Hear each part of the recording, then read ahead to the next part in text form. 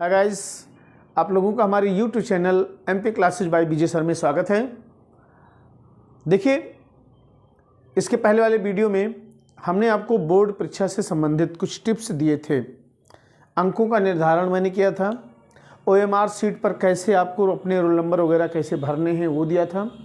आज हम उसी बोर्ड परीक्षा से संबंधित एक सवाल ले रहे हैं निर्देशांक ज्यामिति का, जो कि वेरी इंपॉर्टेंट क्वेश्चन है, which is very important question for your examination.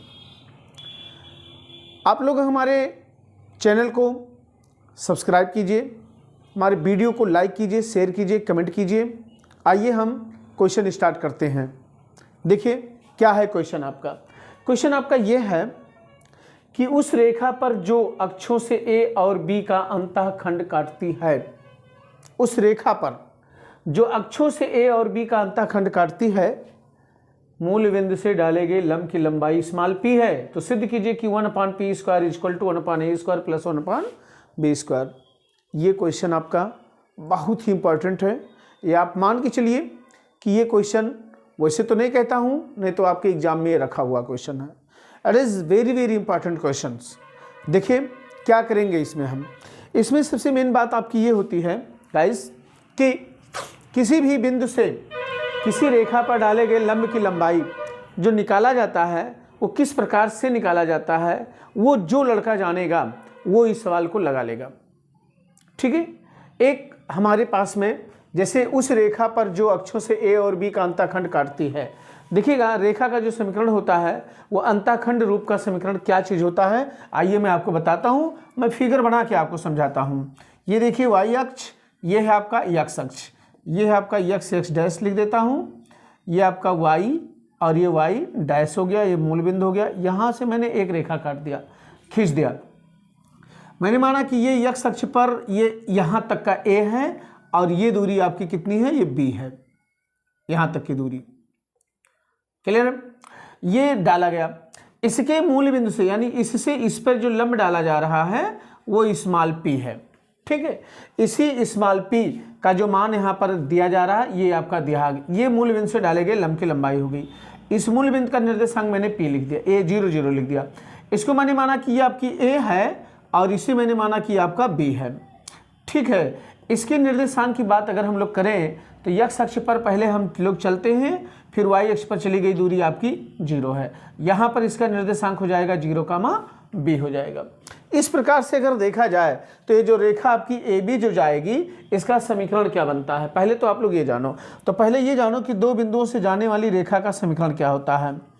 दो बिंदुओं बिंदु कौन कौन से हैं आपके बिंदु हैं A, 0 और B है 0, B से जाने वाले रेखा का समीकरण। इसका समीकरण क्या होता है? इसका समीकरण होता है, फार्मूला होता है y minus y1 is equal to y2 minus y1 बटे x2 minus x1 into x minus x1। ये आपका सूत्र होता है। इसी सूत्र में हम लोग इस मान को ला करके यहाँ पे रख देते हैं। तो ये हमारा निकल के आएगा y माइनस y1 की वैल्यू हमारे पास में है 0 और y2 की वैल्यू है हमारे पास में b, y1 की वैल्यू 0, x2 की वैल्यू हमारी कितनी है, x2 की वैल्यू हमारी 0 है, x1 की वैल्यू हमारी a है, x है, x1 की वैल्यू a है। इसी को अब हम लोग हल कर लेंगे। तो ये y हो जाएगा, ये माइनस b अपॉन a हो जाएगा, इंटू x माइनस a हो जाएगा। हम क्रॉस मल्टीपल जब करेंगे तो ay माइनस bx और प्लस आपका ये हो जाएगा ab। bx को हम लोग इधर ले आएंगे, bx इधर आ गया और प्लस आपका ay है ही और माइनस ab को हम लोग इधर ले आते हैं। ठीक है, ये बराबर हमारा कितना हो गया, 0 हो गया। यही वो रेखा है जिस पर हमें मूल बिंदु से डाले गए लंब की लंबाई कितना दे रहा है, स्मॉल p दे रहा है। और हमसे सिद्ध करवा रहे हैं कि 1/p² बराबर 1/a² प्लस 1/b² आपका होता है। आइए चलिए इसी को हम लोग हल करते हैं। इसको ऐसे नहीं, ऐसे रहने देते हैं, इसको इधर ही रखते हैं, ये आसान रहेगा आपके लिए। AB से भाग कर दो दोनों को, तो bx बटे आपका AB हो जाएगा प्लस ay बटे AB हो जाएगा और ये AB बटे आपका कितना आ जाएगा, AB आ जाएगा।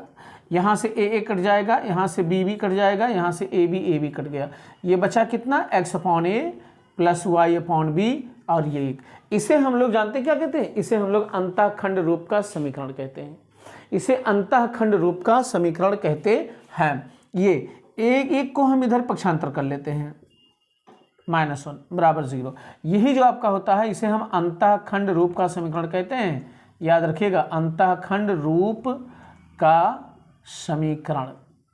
अब इसी रेखा पर मुझे मूल बिंदु से डाले गए लंब की लंबाई को ज्ञात कर देना है। आइए चलिए कैसे ज्ञात करते हैं मैं आपको बता रहा हूं।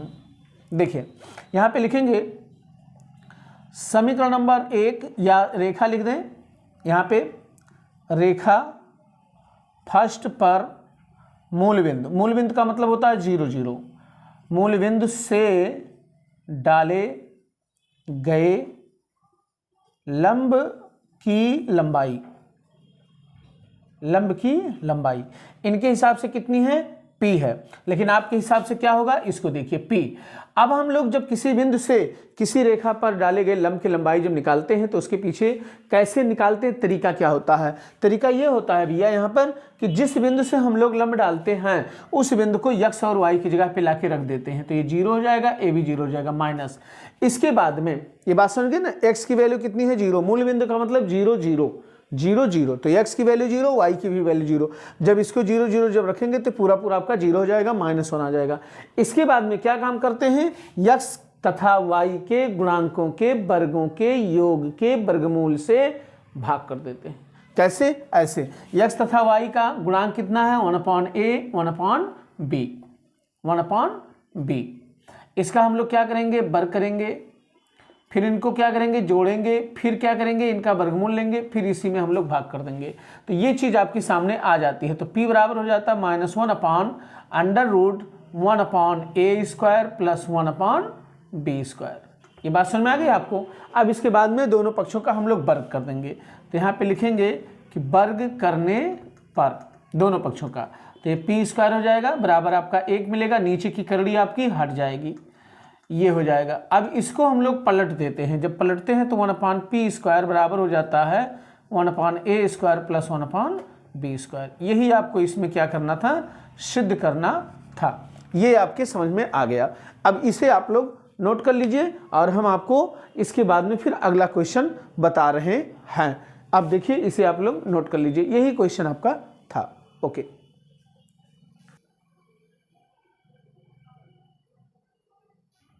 ओके गाइज, अब एक क्वेश्चन हम और लेते हैं। देखिएगा ये क्वेश्चन आपका और भी थोड़ा ट्रिकी है। कैसे है, देखिए ये कहते हैं यदि a और b के निर्देशांक -2 और 2, -4 हो तो बिंदु P के निर्देशांक ज्ञात कीजिए ताकि AP बराबर 3/7 AB हो और P रेखाखंड AB पर स्थित हो। ये क्वेश्चन आपका अच्छा क्वेश्चन है, इंपॉर्टेंट है, इसमें थोड़ी सी ट्रिक है। क्या ट्रिक है, आइए हम आपको बता रहे हैं। देखिएगा पहले नंबर पर तो एक बिंदु आपका, दो बिंदु आपको दिए गए हैं A और B। यहाँ पे A आपका है और यहाँ पर मैंने माना कि आपका B है।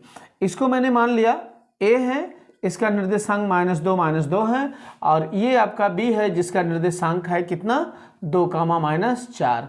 अब यहीं पर इसी बिंदु पर, इसी मतलब AB पर, रेखा AB पर आपका P कोई निर्देशांक, P कोई बिंदु आपका स्थित है। इसी P बिंदु का हमें निर्देशांक ज्ञात करना है। तो मैंने माना कि इसके निर्देशांक x, कितने हैं, y हैं। लेकिन एक शर्त है भैया, यहाँ पर शर्त ये आपका दे रहा है कि AP बराबर आपको दे रहा है 3/7 AB। इट मीन से हो गया कि AB को मैं अगर इसके नीचे कर दूं तो AP बटे आपका कितना हो जाएगा, AB बराबर कितना हो जाएगा 3/7। अगर मैं AP और AB का मैं अनुपात लूं तो 3:7 आएगा। मतलब ये हो गया कि AP आपकी ये जा रही है और AB आपकी टोटल जा रही है। इट मीन्स यहाँ पर ये हो जाएगा कि M1 की वैल्यू अगर हम लोग जब निकालेंगे यहाँ पे, जैसे ये आपका कितना हो जाएगा, ये आपका 3 हो गया और टोटल कितनी हो जाएगी, 7 हो जाएगी। तो 7 का मतलब हो जाएगा कि टोटल 7 कब बनेगी, जब इसका मान आपका 4 आएगा। तो इट मीन्स ये हो गया कि ये आपकी M1 की वैल्यू हो गई और ये आपकी M2 हो गई। मतलब ये हो गया कि AP की वैल्यू अगर हमारी 3 है और AB की वैल्यू हमारी 7 है तो हमें जो PB मिलेगा वो 7 - 3 बराबर कितना मिलेगा, 4। ये आपको मिल जाएगा पीबी का मान। ये M1 हो गया, M2 हो गया। अब तो आपके पास में कोई दिक्कत नहीं है, अब तो आप क्वेश्चन को ऐसे ही लगा सकते हैं। कैसे? अंतः विभाजन के फार्मूले से। तो यहाँ पे लिखेंगे इसलिए अंतः विभाजन के सूत्र से क्या होता है सूत्र? P x, y is equal to कितना होता है आपका formula? M1 x2 plus M2 x1 बटे M1 प्लस M2 कामा M1 y2 plus M2 y1 बटे M1 प्लस M2। यही आपका सूत्र होता है। इसी सूत्र में ये सारे मान ला करके रख दीजिए। यहाँ पे जो आप लोग कन्फ्यूजन आपको है वो कन्फ्यूजन आप दूर कर लीजिए। देखिए ये AP बराबर दे रहा था 3/7 इंटू AB। हमने AP बटे AB कर दिया, 3/7 हो गया। अनुपात मैंने कर दिया, AP अनुपात AB बराबर थे। माने मतलब ये 3 आपका है और टोटल आपका 7 है। तो टोटल अगर 7 है, इतना अगर आपका 3 है तो 7 में से 3 को घटा देंगे, कितना बचेगा आपका? 4 बचेगा। तो ये पीबी की वैल्यू हमने कितना लिख दिया यहाँ पे? 4, जो कि आपका M2 की वैल्यू हो गई। सारे मान ला के रख दो यहाँ पे, हल कर लो, जो आएगा वो आपका आंसर हो जाएगा। देखिए M1 की वैल्यू कितनी है? 3 है। x2 की वैल्यू कितनी है? 2 है। M2 की वैल्यू 4 है। x1 की वैल्यू -2 है बटे ये 3 है और ये 4 है। फिर कॉमा लगाइए। M1 की वैल्यू फिर से 3, y2 की वैल्यू देखिए आपकी -4 है। फिर इसके बाद में प्लस है आपका M2 की वैल्यू आपकी 4 है और गुणे y1 की वैल्यू -2 है।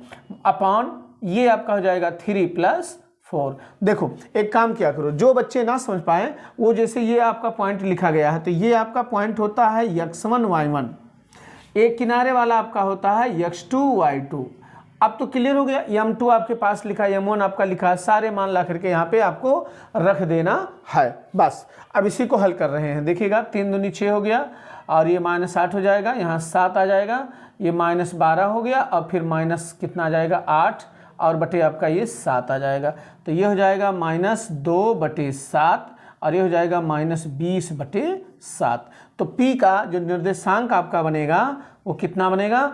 -2/7 -20/7। इस तरह से ये क्वेश्चन आपका लग गया और आप लोग इसे नोट कर लीजिए। देखिए आपका ये बहुत ही बेहतरीन क्वेश्चन है। यहीं पर ट्रिक था कि हमें पीबी का मान हमारा क्या होगा। तो पीबी का मान हमारा 4 हो जाएगा और ये फार्मूला हम लगा करके इसको लगा लेंगे। इसे आप लोग नोट कर लीजिए। Okay guys.